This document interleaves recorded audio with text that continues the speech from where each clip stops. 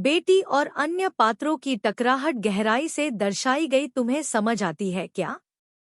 तुम जानती हो कि एक महिला के लिए उसकी प्रतिष्ठा, उसका विश्वास, उसका सम्मान कितना महत्वपूर्ण होता है और तुम यहाँ बैठकर मुझे अपनी नज़रों से सवाल करते हो, यह किस नंबर पर आता है?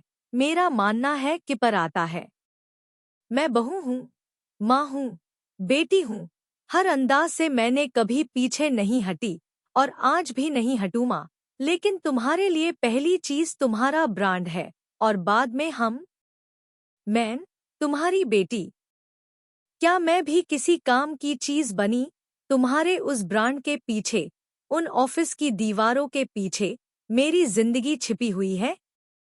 नहीं बेटा, तुम मेरी सोच से ऊपर हो। थोड़ा लंबा विराम। मैं वही सब कुछ तुम्हारे लिए कर रही हूँ जो एक माँ कर सकती है। सफल हो जाओ, तुम्हें बेहतर जिंदगी दूँ, तुम्हें पढ़ाऊँ, संवारूँ और तुम्हें वो सब अवसर दूँ जो मुझे नहीं मिला। आखिरकार तुम कौन हो जो इतने बड़े बड़े फैसले तुम्हारे दिल और दिमाग में सोच कर लेती हो? शोर मचाते हुए दादी की आवाज सिर्फ शब्द नहीं, ऐलान है। लेकिन किसकी आजादी दबा दी तुमने? तालियां बजती हैं नहीं, लेकिन गूंजती है माँ। मुझसे झूठ क्यों? मैं देख रही थी तुम्हारी आंखों में वो चमक जो तुम्हारी चाहत है, वो मेरी चाहत नहीं। और अगर तुम सच में चाहती तो मेरे साथ होती, मेरे खुशी में। लेकिन तुम वहां हो, कपिल के साथ नहीं, काम में। मैं समझ गई हूँ। तुमने भी तुमसे बड़े सपने देखे होंगे, लेकिन कहीं डर गया वो छोटा सा मेरा सपना। सपना बड़ा होता है बेटा, बहुला सा हो जाता है, समय से पहले ही सुर्ख हो जाते हैं। गहरी सांस लेते हुए मैं समझती हूँ कि मेरे सपनों ने तुम्हारा दिल मोड़ दिया। लेकिन क्या तुम समझती हो, मैंने ये कुल्हा उठाया है उन लड़कियों के लिए जो मेरे भरोसे पैर जमा रही हैं। उनके सपने भी मेरे सपनों से नहीं कम। ठहर कर, मैं जिम्मेदार हूँ उनके प्रति, तुम्हारे प्रति, हम सबकी खुशियों के प्रति। तो फिर हमें सच्चाई से क्यों दूर रखा? क्यों कपिल कपिल की बातें रचकर सच को छुपा लिया?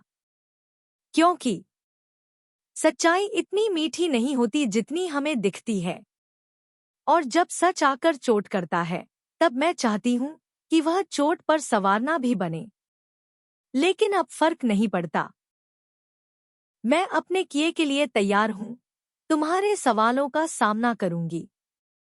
मैं भी तैयार हूँ माँ, तुमसे पूरी सच रखते हुए, चाहे कुछ भी हो जाए। देखो, जब सच सामने आएगा तो दिल बड़ा होना चाहिए उसका सामना करने के लिए। और अगर झूठ सामने आ जाए तो दिल बड़ा होना चाहिए उसे स्वीकारने के लिए। इस विस्तार में इमोशनल टकराव, किरदारों की भावनात्मक गहराई और रिश्तों की टकराहट को प्रमुखता दी गई है। यदि आप चाहें तो संवाद को और गहराई, नए पात्र या नया मोड़ जोड़ सकते हैं। बस बताइए, मैं पूरा विस्तृत प्रसंग तैयार कर दूंगा।